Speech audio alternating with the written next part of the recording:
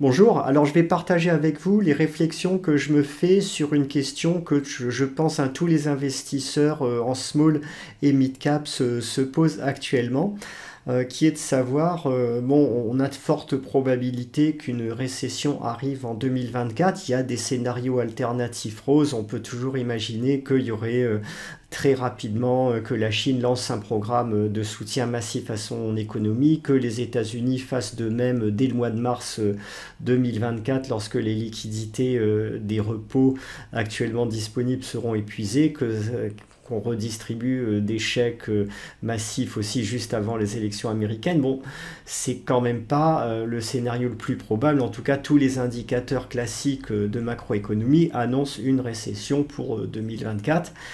Et lorsqu'on regarde ce qui s'était passé sur les deux précédentes récessions pour le secteur des small et mid cap, c'est-à-dire les marchés baissiers de 2001-2003 et le marché baissier de 2008, vous avez ici le graphique du CAC Small en France. Bon, on avait quand même eu une baisse importante. On était au sommet à 6200, plus de 6200 sur le CAC Small avant le déclenchement des hostilités. On a fini ici à 2560 et sur le deuxième marché baissier, ça avait été encore bien plus violent. On était parti de 10 000 pour finir, vous voyez ici, à moins de 3500. Donc c'est une question qu'on peut vraiment légitimement se poser. Est-ce qu'on doit vendre toutes ces small caps d'ici quelques semaines ou quelques mois avant que le marché baissier ne démarre? Bon, pour l'instant, on est dans la phase de marché où les opérateurs sont soulagés par un début de baisse des taux longs, donc le marché monte. Ça peut durer encore un petit peu, mais à partir du printemps de l'année prochaine, il faudra quand même faire très attention. Donc je vais vraiment essayer de répondre, de vous donner, bon, en tout cas de vous donner tous les éléments les plus objectifs possibles pour répondre à cette question.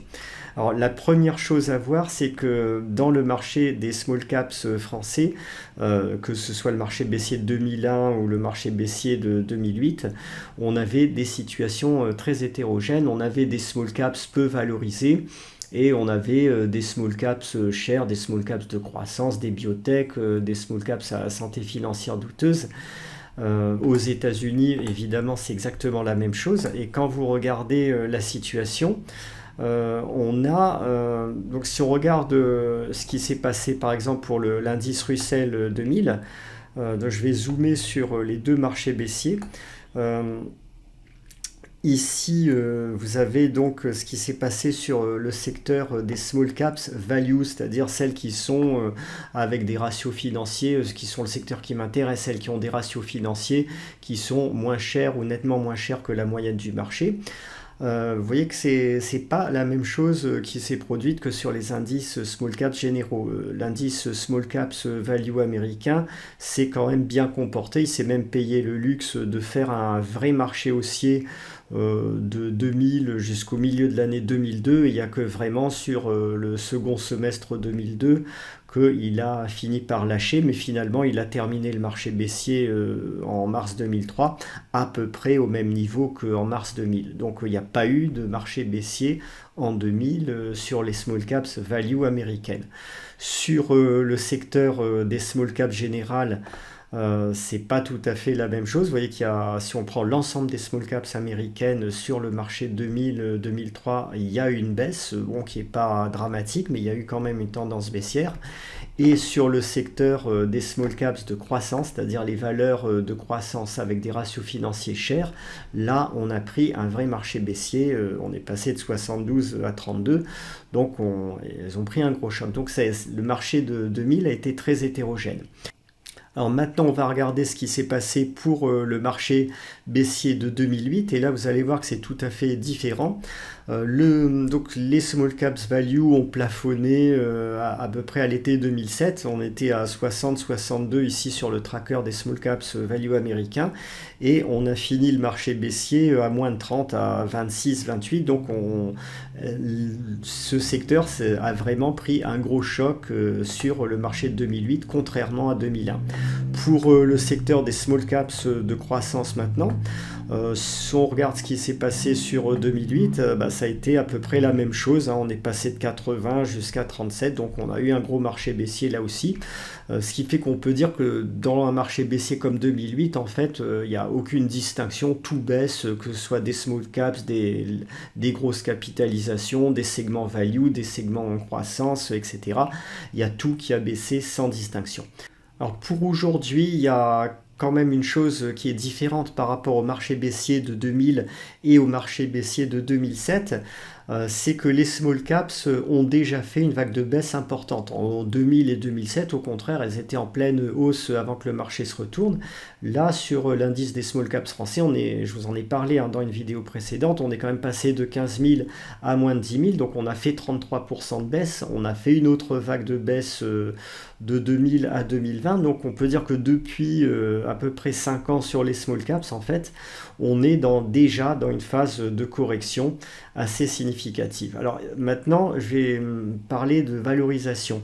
Vous allez voir que là aussi, il y a de très grosses différences entre la situation d'aujourd'hui et la situation dans laquelle on se trouvait en 2000, en 2008, et même par rapport à la situation dans laquelle on se trouvait en 2000, où les small caps value n'ont pas été trop attaqués. Alors pour ça, les small caps value sont un secteur que je connais bien. Évidemment, donc j'ai en tête une série de valeurs qui vont être un peu témoins, qui vont donner une indication sur la valorisation du marché. C'est pas forcément les meilleurs small caps disponibles, mais ce sont des valeurs qui ont un grand historique, qui ont une bonne stabilité sur le temps. Donc ça permet d'étudier l'évolution de leur ratio au fil du temps. Alors je vous donne quelques exemples. Ici on a par exemple la valeur Exmar. Cette valeur Exmar, je vous propose de regarder deux ratios qui est important. C'est le ratio valeur d'entreprise sur chiffre d'affaires. Le chiffre d'affaires est un agrégat qui ne varie pas trop au fil des cycles, alors que le résultat net des agrégats comme le PER varie énormément. Donc c'est un ratio plus intéressant à suivre si on veut s'affranchir des effets de cycle. Et on a le ratio capitalisation sur capitaux propres tangibles qui lui aussi ne varie pas trop au fil du temps. Donc je vous montre un peu l'historique de ces ratios pour cette valeur Exmar. Alors là on est sur le ratio capitalisation sur capitaux propres tangibles. Vous voyez où on en est aujourd'hui. Vous voyez où on en était ici avant le marché baissier de 2008. On était clairement beaucoup plus cher en 2008. On avait un ratio à 3,3. Alors qu'aujourd'hui, on est juste à 0,6 ou 0,7. Donc on est beaucoup moins cher qu'en 2008. Et c'est exactement la même chose pour le ratio valeur d'entreprise sur chiffre d'affaires, où on est carrément au plus bas historique, en tout cas de la période disponible ici, qui remonte jusqu'à 2004. Donc, vous voyez que là, déjà, il y a une différence vraiment très significative. Alors là, je vous ai donné Exmar, mais on va voir des tas d'autres valeurs. Je vais vous montrer une série d'exemples. Ici, vous avez Vicat, matériaux de construction, ciment en France. Donc cette valeur Vicat, on va regarder le ratio capitalisation sur capitaux propres tangibles sur une très longue période. Donc là, j'ai un historique qui remonte jusqu'à 2000, donc c'est intéressant. Ce qu'on constate, c'est qu'on est actuellement sur des ratios qui sont équivalents au point bas de la crise financière 2008-2009. Alors vous me direz, oui, la situation du bâtiment aujourd'hui n'est pas brillante, mais elle était vraiment pas brillante non plus en 2008. Donc il y a quand même beaucoup de pessimisme aujourd'hui sur ce secteur des small caps value, et les valorisations en tout cas d'aujourd'hui n'ont absolument rien à voir avec ce qu'elles étaient en 2007 ou même en 2000-2001. Voilà pour Vicat. Je vais vous montrer le ratio valeur d'entreprise sur chiffre d'affaires pour Vicat. C'est assez édifiant aussi, vous voyez où on en est aujourd'hui. On est en dessous du point bas de la crise financière 2008 et on est au niveau du point bas de 2003. Donc ça, c'est une valeur témoin. Donc on va continuer. Il y a Cementir Holding, ça c'est une société italienne qui fait du ciment. C'est une bonne valeur qui fait de la croissance, qui a un bon rythme de croissance en ce moment. C'est à peu près le même type de constat qu'on peut faire, moins marqué que sur Vicat quand même. mais vous voyez qu'on n'est pas sur des ratios très élevés non plus. On est à peu près au niveau des ratios de 2001 et on est bien en dessous des ratios du sommet de 2007 sur cette société Sémentir. On va continuer le petit tour d'horizon des small et mid caps. Alors là, d'ailleurs, je parle de small caps. Vous voyez que c'est des capitalisations supérieures à 1 milliard d'euros. Donc là, on est déjà sur des grosses mid caps en fait. Vous avez ensuite la valeur LDC. Alors LDC, c'est pareil, hein, c'est une grosse mid-cap, on va dire, hein, qui capitalise déjà 2,66 milliards. C'est une société agroalimentaire française qui fait de la volaille, qui est en pleine croissance, qui est en excellente santé, qui cartonne en ce moment, que les gérants value adorent. Hein, ils l'ont presque toutes dans leur fonds. Donc très bonne valeur. Vous voyez que le ratio valeur d'entreprise sur EBITDA aujourd'hui est plutôt bas par rapport au normal historique. Le ratio valeur d'entreprise sur chiffre d'affaires est loin d'être élevé malgré le fait qu'on est en ce moment sur cette valeur LDC en pleine expansion, en pleine croissance, vraiment que tout va bien pour ce titre actuellement. On est malgré tout en dessous des niveaux où on était en 2007 et bien en dessous des niveaux où on était sur 2000-2001 pour cette valeur LDC. Donc voilà pour cette société. On continue le petit tour d'horizon. Vous avez ensuite la société IDI, donc je vous en ai parlé de cette société IDI qui fait du private equity en France, société de référence du private equity en France, tout à fait bonne valeur également. Donc cette société IDI, voilà où on en est sur le ratio. Donc là on va prendre le ratio de référence et le ratio capitalisation sur capitaux propres tangibles pour IDI. Bon, vous voyez que là aussi, on est loin de pouvoir parler de valorisation excessive. En tout cas, clairement, on est très en dessous du ratio de 2007-2008 et on est plutôt aujourd'hui en bas de la fourchette d'évolution pour ce ratio, alors que IDI a publié récemment d'excellents résultats. Donc le point bas actuel ne s'explique pas du tout par des problèmes spécifiques à l'entreprise. Ensuite, on a Hedgemans, ils font de l'ingénierie, un petit peu de promotion immobilière, ils font un peu des deux. Donc cette société Hedgemans, là aussi en excellente santé financière, hein, il n'y a vraiment rien à dire sur Hedgemans. Vous voyez le ratio capitalisation sur capitaux propres tangibles, où on en est aujourd'hui. Donc là, l'historique remonte à 2004, mais on est très très en dessous des ratios qu'on avait sur 2007. Je continue, hein, on va continuer ce petit tour d'horizon de référence du secteur value de la cote. Donc secteur value, maintenant on va passer à Eni, société pétrolière cette fois, donc une des sociétés pétrolières, une des majeures pétrolières les moins chères d'Europe de l'Ouest. En ce moment évidemment, vous en doutez, elle est en excellente santé, elle profite du rebond en cours sur le secteur pétrole-gaz. Malgré tout, voilà où on en est en termes de ratio capitalisation sur capitaux propres tangibles. Vous voyez que sur une longue période, on est très en bas de fourchette, on est largement en dessous des niveaux de 2007 et on est largement en dessous aussi des niveaux de 2000-2001 pour cette société Eni. Sur le ratio capitalisation sur chiffre d'affaires, c'est exactement la même chose. On est actuellement proche d'un point bas majeur de plusieurs décennies sur la valorisation d'Eni. Donc on continue, on va continuer la petite visite. Je vous propose maintenant de regarder Trigano. J'ai vraiment pas cherché à faire de sélection, j'ai pris des valeurs des small, des mid caps dans tous les secteurs. Eni, c'est une grosse capitalisation, mais elle a des caractéristiques value. Donc Trigano qui fait des véhicules de loisirs, des caravanes, des camping-cars, etc. Qui là aussi c'est une valeur en pleine santé actuellement, qui est dans de nombreux fonds value en tant que valeur de croissance à prix raisonnable.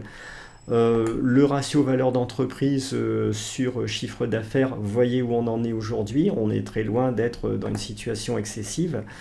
On était nettement plus cher en termes de ratio valeur d'entreprise sur chiffre d'affaires en 2007, donc à la fin de l'année 2007 on est à 1,2 alors qu'on est à 0,8 fois aujourd'hui. Alors on n'est pas tout en bas, c'est vrai, On n'est pas au point bas de 2009, mais on n'est pas non plus loin de là à des niveaux particulièrement élevés. Donc ça, c'était le ratio capitalisation sur chiffre d'affaires. Ici, vous avez capitalisation sur capitaux propres. Bon, on n'est pas non plus à des niveaux très élevés sur ce titre. On va regarder la valeur énergie maintenant, c'est une mid-cap typique, hein, 587 millions de dollars, bonne société de fonds de portefeuille, de père de famille, qui fait des bénéfices très réguliers, qui n'a pas d'endettement. Bon, c'est certainement pas une valeur de croissance évidemment, mais c'est typiquement un titre value des côtés. Donc voilà où on en est pour cette société énergie. Vous voyez les ratios de énergie actuellement. On va aller sur 20 ans par exemple, ou encore plus. Bon, sur le ratio capitalisation sur capitaux propres tangibles, on est de loin au plus bas sur plusieurs décennies. Et sur le ratio capitalisation sur chiffre d'affaires, on est également à des niveaux qui sont proches des points bas historiques de la valeur. On continue, donc vous voyez, on a fait déjà pas mal de titres en revue. Vous avez ensuite dans Kingfisher, Société Générale, c'est des grosses capitalisations, mais qui sont aussi... alors Société Générale, Kingfisher sont des grosses capitalisations, donc, mais elles sont aussi en bas de fourchette sur le ratio de valorisation. Je vous propose BIC. BIC, c'est une grosse mid-cap, hein, 2,8 milliards de dollars, profil value typique. Donc voilà où on en est sur BIC en termes de ratio valeur d'entreprise sur chiffre d'affaires. Donc vous voyez là aussi, hein, on est vraiment tout à fait proche des points bas du marché de la crise 2008-2009, des points bas de 2002-2003, alors que pour l'instant la société BIC fait des bénéfices tout à fait corrects, elle n'a aucun problème financier particulier, elle n'a pas d'endettement à signaler, tout va bien pour BIC, même si la croissance actuelle n'est pas mirobolante évidemment, mais c'est voilà, un titre value très classique qu'on peut trouver, comme on peut en trouver beaucoup sur le marché. La société Ruby maintenant, je vous montre un petit peu aussi cette société. Donc elle distribue des produits pétroliers en Afrique, sur la zone Caraïbe et du GPL en Europe. Donc pour Ruby, tout va bien aussi. L'activité de 2003 est tout à fait bonne. Il n'y a pas de problème, de soucis particuliers. C'est une activité peu cyclique de distribution de produits pétroliers. Activité value typique. Le titre est peu valorisé. Il n'a jamais été très chèrement valorisé, mais vous voyez quand même où on en est aujourd'hui sur ce titre Ruby. Donc là, je vous propose l'historique le plus long disponible. Donc en termes de ratio valeur d'entreprise sur chiffre d'affaires, en 2000, on était à 1,5 fois, maintenant on est à 0,6. En 2000, au pic donc au sommet de 2006-2007, là aussi on était aux alentours de 1,5 fois. On est sur les ratios les plus bas des dernières décennies pour cette société Ruby. Donc voilà, en termes de ratio capitalisation sur capitaux propres tangibles, donc là il y a un petit bug probablement du fait qu'à l'époque Ruby devait être limite en capitaux propres tangibles, mais vous voyez que sur un historique plus court, on va essayer d'aller sur 20 ans, on est quand même sur des ratios particulièrement bas en ce moment. On va continuer cette petite visite, on a presque fait le tour malgré tout en ce moment. Donc on a maintenant la société Mersen, hein, qui est une valeur industrielle, là aussi très connue des gérants value.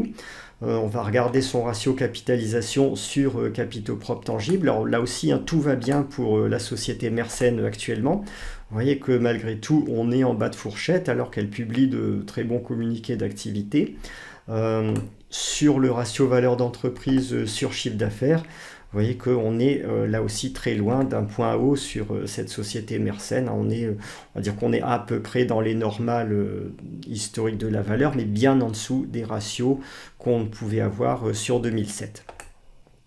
On a ensuite une mid-cap qui s'appelle Excel, qui fait de la pulvérisation agricole. Là aussi, rien à signaler sur ce titre, qui a une activité bénéficiaire, qui n'a pas d'endettement pénalisant, qui n'a pas de problème financier à signaler. Voilà où on en est sur le ratio valeur d'entreprise sur chiffre d'affaires pour Excel.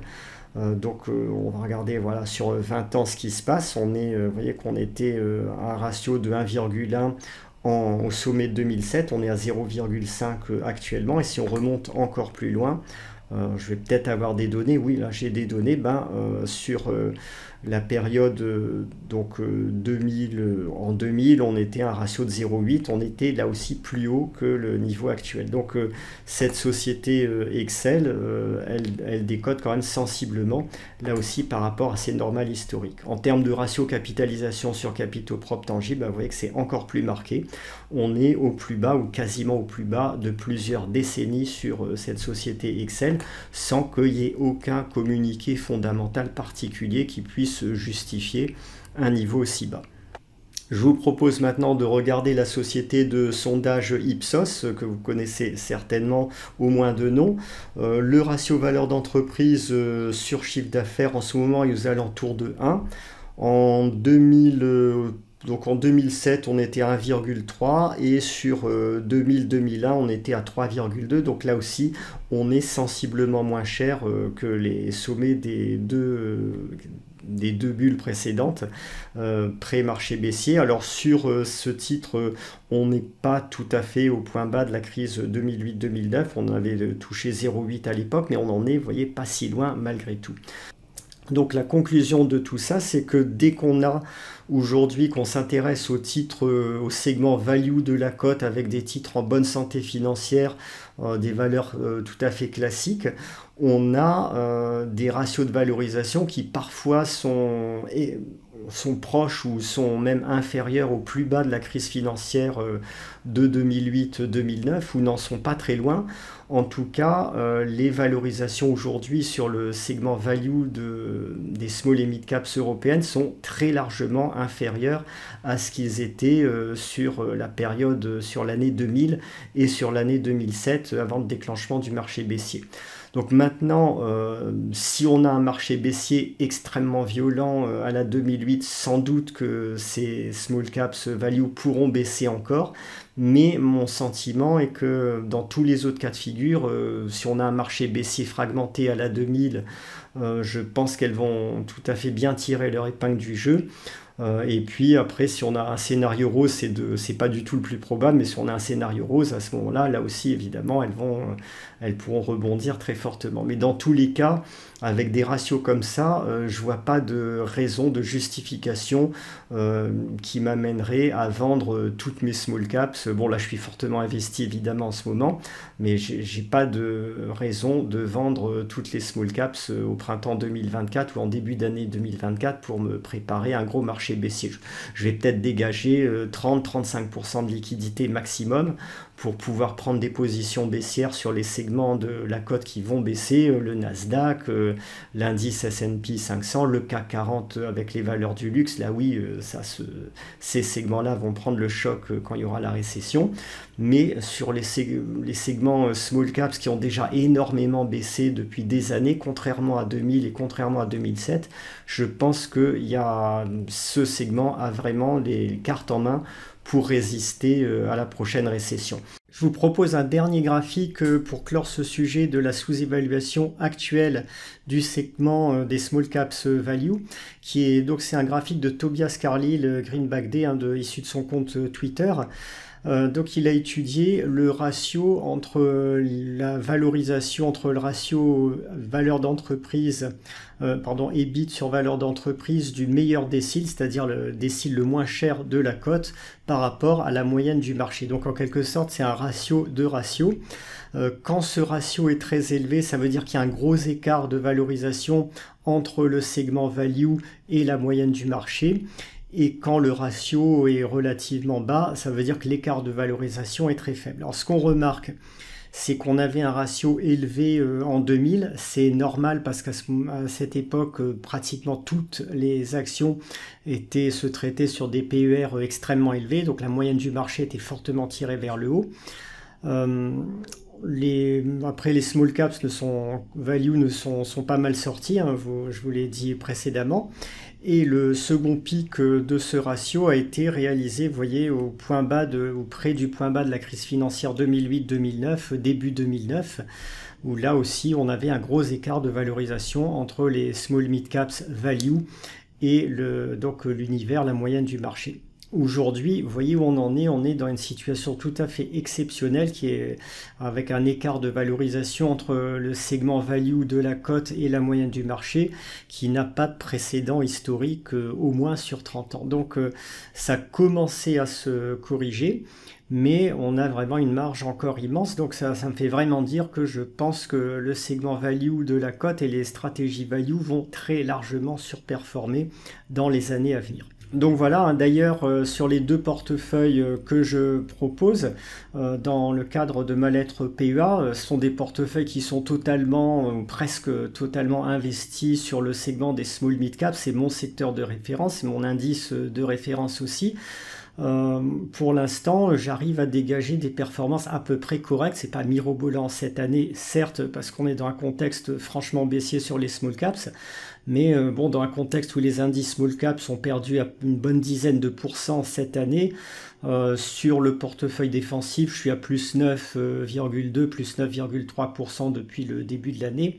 Et sur le portefeuille offensif, à peu près à plus 14,2 en ce moment. En tout cas, au dernier pointage, hein, je viens de publier la lettre PEA de novembre. Donc ça, c'est ce qu'on obtient dans de très mauvaises conditions de marché. Je suis vraiment persuadé qu'on devrait pouvoir faire beaucoup mieux dans les années à venir lorsque les conditions de marché vont s'améliorer, et elles vont s'améliorer parce que tous les graphiques indiquent vraiment qu'il y a une opportunité sur le segment des small mid caps value actuellement.